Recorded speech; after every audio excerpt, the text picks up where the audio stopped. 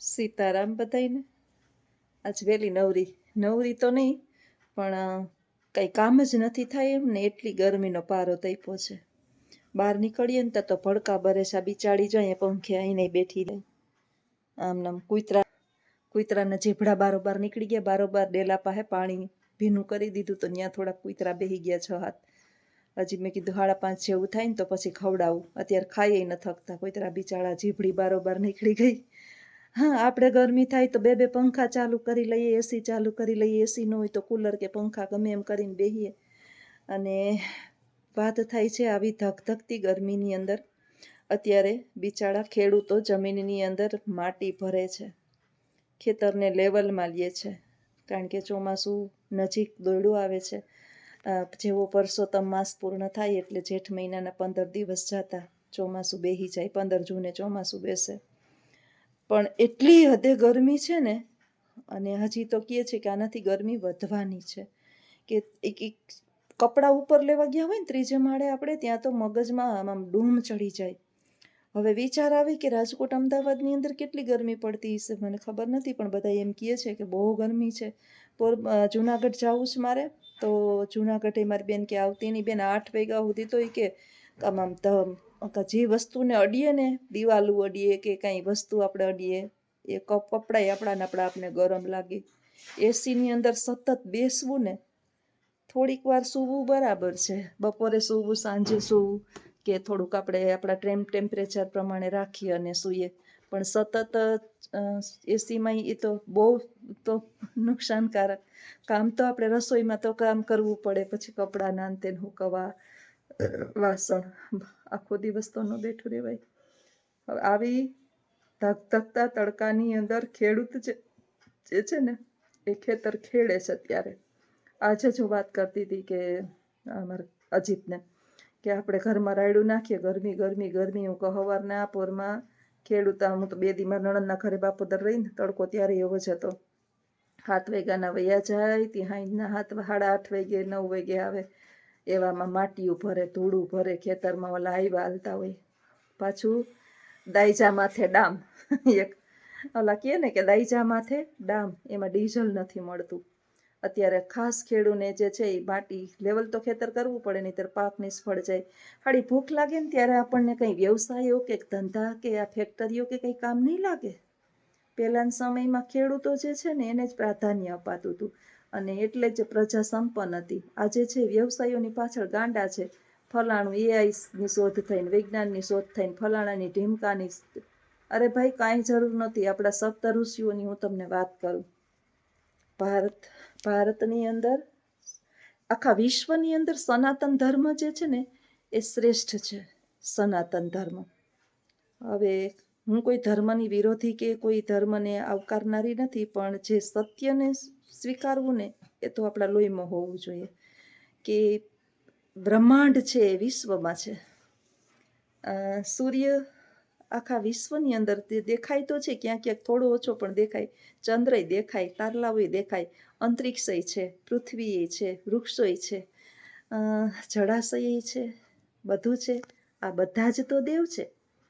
ઋગ્વેદને ક્યારેક ખોલીને જોઈએ તો આપણા સનાતન ધર્મની અંદર, ઋગ્વેદની અંદર જે સ્વપ્નદ્રષ્ટા ઋષિ હતા, એના સ્વપ્નની અંદર આ વેદ આવ્યો હતો, અને એણે વેદની રચના થઈ. એણે 500 હજારો વર્ષો સુધી મૌખિક એકબીજાને એના શિષ્યોને આપ્યો, અને પછી ધીમે ધીમે યાદશક્તિ માણસોની ઘટતી ગઈ, એટલે આ વેદ સૌથી વિશ્વનો લખાયેલો સૌથી પહેલો લખાણ કાર્ય ભારતની અંદર થયું. એટલે ભારત કંઈ કમ ન સમજવો ભારતને. આ તો પાવલીની અકલ નથી ને એવા બેહી ગયા છે ને અત્યારે ઘણાય. હું એજ્યુકેશન લેવલની વાત કરું ને તો આપણે એજ્યુકેશન મિનિસ્ટર ઘણા એવા આવ્યા કે અંગૂઠા છાપ હોય, એ શિક્ષણ મંત્રી હોય. અત્યારે તો ઠીક છે, થોડા ઘણા ભણેલાને, પણ એના નિર્ણયો જુઓ કેવા હોય, એ વિચાર્યા જેવા હોય. આરોગ્ય મંત્રી, ગૃહમંત્રી, શિક્ષણ મંત્રી, આ બધાય જે છે ને એ કોણ હોવા જોઈએ? તો કે જેણે એની અંદર પીએચડી કરેલ હોય એને રાખવાના હોય, એને એની 2% ખબર પડતી હોય. હવે હકડા સાપને ખબર પડતી ન હોય, આવા અત્યારે સત્તા ઉપર આવી ગયા છે. અને પછી એના નિર્ણયો લેતા હોય, એ તો એના નિર્ણયો એના જેવા જ હોય ને. બાકી ભારતની અંદર બ્રહ્માજીએ 7 ઋષિઓને વિશ્વનું સંચાલન કરવાનું આદેશ આપ્યો હતો.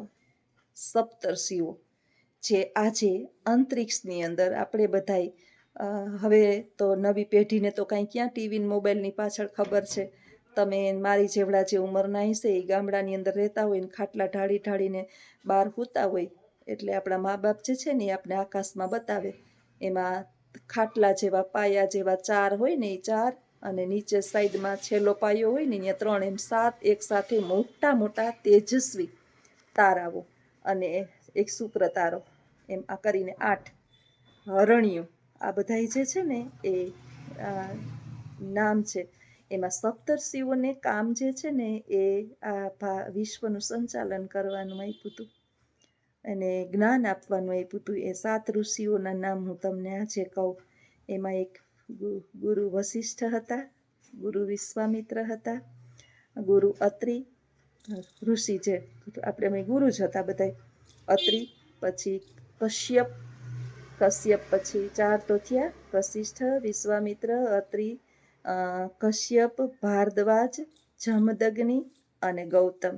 આ 7 ઋષિઓ મહાન ઋષિઓ હતા, જે પૃથ્વી પર બેઠા બેઠા આખા બ્રહ્માંડની પરિસ્થિતિમાં કયા કયા ફેરફાર થવાના છે એ બતાવી દેતા હતા. આજે સાલા ડુફકિયા પૃથ્વીની અંદર હળિયું કરી કરીને, ખોદ કરી કરીને, આકાશમાં ખોદી ખોદીને, પૃથ્વીને ખોદી ખોદીને, મશીનો ગોઠવી ગોઠવીને પતેડી ધમે છે. આ પતેડી ધમી ધમી અને આપણી પૃથ્વીની પથારી ફેરવી દીધી છે. માના ગર્ભને કાપી નાખ્યું. આપણા પેટમાંથી ગર્ભને કાઢી નાખવામાં આવે તો સ્ત્રીની શક્તિ બધી છીનવાઈ જાય. એવી જ રીતે માનું પેટ કાઢી કાઢી અને હાલી જ નીકળ્યા છે, અને નામ આપે છે કે અમે મહાન વૈજ્ઞાનિકો છીએ. આપણા વૈજ્ઞાનિકો જેને આ 7 ઋષિના નામ આપ્યા ને, એ મહાન વૈજ્ઞાનિકો હતા. એણે કાંઈ એટલે કાંઈ પૃથ્વી એ છંછેડ નહોતું કર્યું. મંત્રોચ્ચાર દ્વારા અને શક્તિઓ એટલી બધી એકત્રિત કરતા, અને એ જ શક્તિને કારણે રાવણ જે છે એ અંતરિક્ષની અંદર પુષ્પક વિમાન લઈને ફરતો હતો. આવા તો મહાન ઋષિઓ જે છે. દૈત્ય ગુરુ શુક્રાચાર્ય જે છે, રાક્ષસના ગુરુ હોવા છતાં, જે શુક્ર તારો આપણે જોઈએ ને બહુ તેજ, આપણે કહીએ ને કે જેનો શુક્ર તેજ હોય ને એ ધનવાન બહુ હોય, તેજ શુક્ર. હવે એ દૈત્ય રાક્ષસના ગુરુ હોવા છતાં એની પાસે એટલી શક્તિ હતી, છતાં એ કંઈ અધર્મીપૂર્વક કાર્ય, એ નીતિ સાથે, રાક્ષસના ગુરુ હોવા છતાં નીતિ સાથે કામ કરતા, અને ક્ષણવારની અંદર વેદો મંત્રો દ્વારા ઈશ્વર શિવ ભગવાનને પ્રસન્ન કરતા મહાન શિવના ભક્ત હતા. રાવણ પાસે આટલું બધું હતું, મહાન શિવનો ભક્ત હતો. હવે આને છે ને પૃથ્વીને નુકસાન થાય એવું કાંઈ નહોતું કર્યું, કોઈ એટલે કોઈ બાબત નહીં. કંઈ આટલા રાક્ષસો થઈ ગયા. તમે જુઓ કે એણે કંઈ આટલું બધું પૃથ્વીને નુકસાન થાય એટલું કંઈ નહોતું કર્યું. આપણે હું કરી અને પથારી ફેરવી દીધી છે. અને આજે પરિસ્થિતિ એવી થઈ છે કે ગરમી પડે છે ને, એનું કારણ કાંઈ બીજું નથી, ગાયોના ગૌચરા ખાઈ ગયા. ફલાણી કંપની, ઢીમકી કંપની, ગૌશાળાઓ ક્યાંય રહી નથી ગામડાની અંદર. ગામડામાં જો ગૌશાળા હોય ને, ગાયો મૂકવા જાય સવારે 8 વાગે, પછી ત્યાંથી ગોવાળીને સાંજે ચારવા જાય. સવારે 5 વાગે ગાય પાછી આવે, અને પછી હવની ઘરે આવે, અને પછી એના માલિક થોડું ઘણું ખાવાનું આપે. અત્યારે ક્યાંય ગૌચારા જ નથી, તો ગોવાળ ચારવા ક્યાં જાય? રહેવા જ નથી દીધા. અને અત્યારે પાછું ડિમોલેશન ચાલે છે. ડિમોલેશન કોનું હાલશે એ તમને હું કહું કે જે ખરેખર નામનું છે. ડિમોલેશન કરે ને, ભારતની અંદર ડિમોલેશન ખરેખર કરે ને, તો પાછી જે છે અડધું ભારત જે છે ને એ બિનકાયદેસર છે અત્યારે. અને કારણ કે એણે તો એની લાગવગ ને એની સત્તાથી ને બધું એનું ઓલું કહે ને કે પ્રધાની મારા ને મંત્રી મારા ને રાજાએ મારો ને પ્રજાએ મારી, એના જેવું છે બધું. એટલે ડિમોલેશન કરીએ તો લગભગ થઈ જ જાય એમ છે બધું. પણ એને કોણ, ઓલા સિંહને કોણ કહે તારું મોં ગંધાય એમ? કોઈ ન કહે. સિંહને કોઈ ન કહે તારું મોઢું ગંધાય એમ. અત્યારે આપણે જોઈએ કે માણસને સત્તા પલટો કરતાંય કાંઈ વાર ન લાગે. આપણે એમ થાય કે અહીંયા બહુ ફાવે એવું નથી ને મજા આવે એવું નથી ને અહીંયા આપણો ફાયદો નહીં થાય, તો હાલો ફેરવી નાખો. માણસ છે હજારો વર્ષોથી જે છે ને માણસ આ જ કરતું આવ્યું છે, આજથી નહીં. પણ આપણા ઋષિમુનિઓ બહુ મહાન, જે ઋષિમુનિઓની વાત કરતી હતી એ ઋષિમુનિઓ બહુ મહાન હતા, જેની અંદર જે આપણા ભગવાન થયા ને એના ઋષિ એ હતા. ગુરુ વશિષ્ઠ ભગવાન શ્રી રામના વિશ્વામિત્ર ભગવાન રામના ગુરુ. તો આવા ઋષિઓ પૃથ્વી સાથે પ્રકૃતિ સાથે કંઈ ખંડેર નહોતા કરતા, એટલે જે સામાન્ય મનુષ્ય હતા એને જીવવા માટે કોઈ તકલીફ થતી નહીં. આજથી મને યાદ છે ત્યાં સુધી અમારા ઘરમાં પંખા નહોતા. પંખા નહોતા એનો અર્થ એવો નહોતો કે મરી ગયા હતા, અને ગરમી કોઈ દી કરતાય નહીં. ઝાડવા નીચે બેસી જાય બપોરના ને તો થોડીક વાર ને, એટલે ઝાડવા હતા, વૃક્ષો હતા, નથી રહેવા દીધા ક્યાંય. પહોળી જ નાખ્યા, જ્યાં વનરાઈ કાપી નાખી, ડુંગરો કોતરી નાખ્યા, જમીનો ગાયોના ગૌચરા ખાઈ ગયા, રેતીની અંદર નદીઓ જે છે એને બૂરી દીધી. અડધી નદીઓ તો જે છે ને એમાંથી રેતી કાઢી લીધી, ચોરી લીધી, બિનકાયદેસર જમીન માટીઓ ખોદી નાખી, જ્યાં જોવો ત્યાં જે માતા ધરતી માતા છે એને કદરૂપી બનાવી દીધી. એક દિવસ એવો આવશે દેવાયત ભગતની આગમ વાણીની અંદર કે